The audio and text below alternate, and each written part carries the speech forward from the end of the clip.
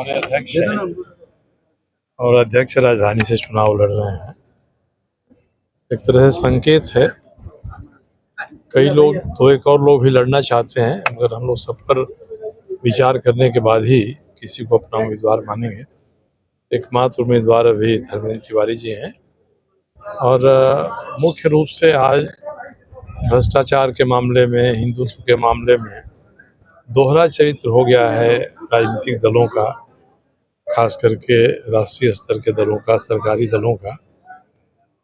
इस बात को चुनाव में रखकर ही हमारे उम्मीदवार लोगों के पास जाएंगे कि कथनी और करनी का अंतर सबसे बड़ी समस्या है। आज शासन प्रशासन में या समाज में जो भी विकृतियां हैं उसका मुख्य कारण है कि शासन प्रशासन में हर स्तर पर भ्रष्टाचार हो गया है।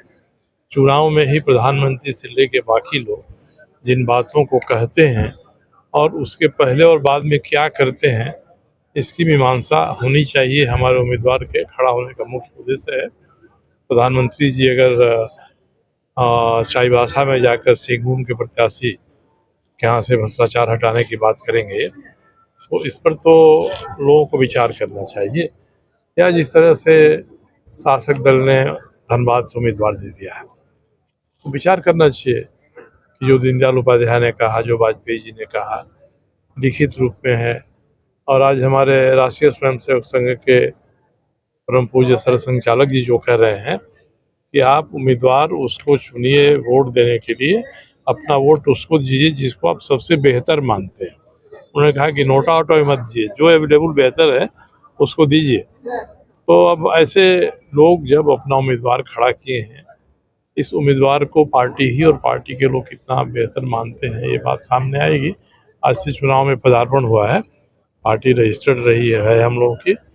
आज से कहिए एक तरह से जो संवैधानिक प्रक्रिया है पार्टियों के चुनाव में जाने की, उसकी शुरुआत हुई। धनबाद को लेकर सर क्या स्टैंड है, अंतिम सवाल लेना चाहेंगे क्योंकि लगातार आप धनबाद में जाऊंगा, 2 दिन रहूंगा, वहाँ की जनता के सामने मैं के बीच में अभियान करूंगा कि भारतीय जनता पार्टी के लोग हों या कांग्रेस के, वे अंतरात्मा की आवाज़ पर धनबाद में वोट करें।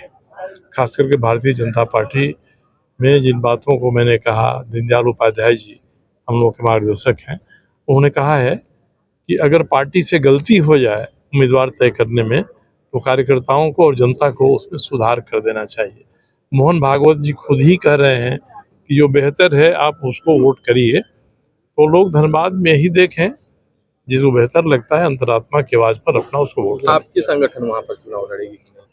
हमारा संगठन चुनाव लड़ना चाहता है, हमारे उम्मीदवार हैं, उनके घर में हादसा हो गया इसलिए थोड़ा विचलित है। हम लोग अभी तक एक धनबाद रांची से हमारे धर्मेंद्र तिवारी जी हैं और एक पहले रिम्स के सुपरिटेंडेंट रहे हैं या डायरेक्टर रहे हैं डॉक्टर तुलसी महतो जी। उन्होंने कल इच्छा व्यक्त की कि हम गिरिडीह से चुनाव लड़ना चाहते हैं। तो लड़ना चाहें तो उनके लिए भी हम लोगों का समर्थन है और कहीं से हम लोगों का अभी कोई उम्मीदवार सामने नहीं आया। प्रधानमंत्री मोदी 2 दिनों का कैंप किया है, इंडियन एडिशन में उसके देख सकता है और जो भी लोग हैं वैसे ही उनके उम्मीदवार हैं।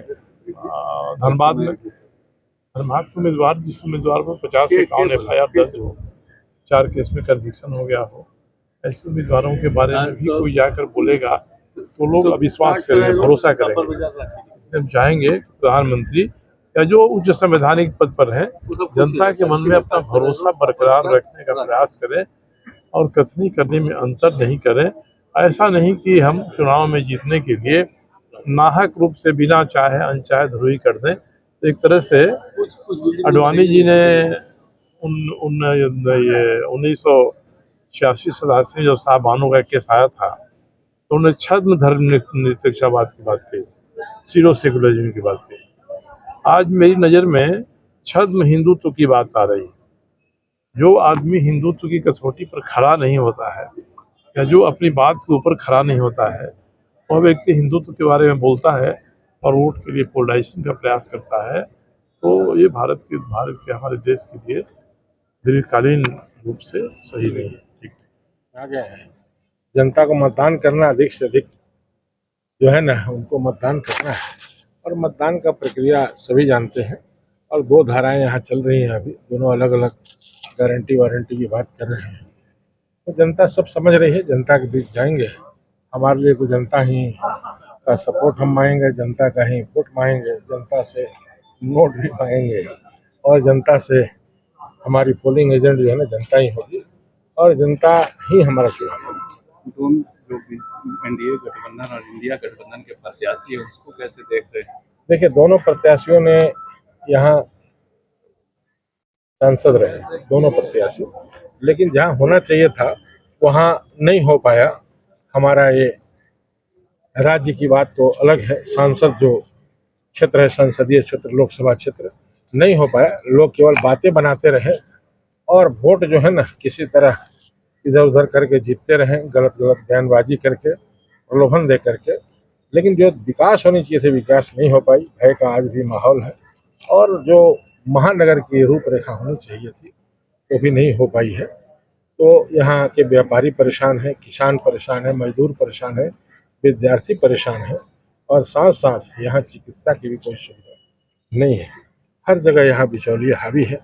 एक मुख्यमंत्री अपने नाम से जमीन कराते कराते कानूनी कार्रवाई हुई तो अंदर चले गए, दूसरे एक मुख्यमंत्री हाथी उड़ाते उड़ाते यहाँ कोई उद्योग नहीं खुला, एक पान दुकान तक नहीं खुल पाया और वो चले गए। उनके जो आका हैं वो भेज दिए उनको, सोने के पिंजड़े में बैठा दिए, गवर्नर बना दिए। तो ऐसे ऐसे लोग यहाँ राज्य किए हैं और हमारा देश हमेशा से अमीर रहा है, सोने का चिड़िया रहा है। हम सब यही कहते हैं कि ये गरीब देश है, लेकिन देश गरीब नहीं है। यहाँ के नेता अमीर हैं, जनता गरीब है, क्योंकि 5 किलो राशन पर अपने मत का प्रयोग करती है जनता। जनता को समझना होगा, जगना होगा, धर्म में जात में बट करके इनके चंगुल से निकलना होगा और अलग एक समरसता समाज में पैदा करना।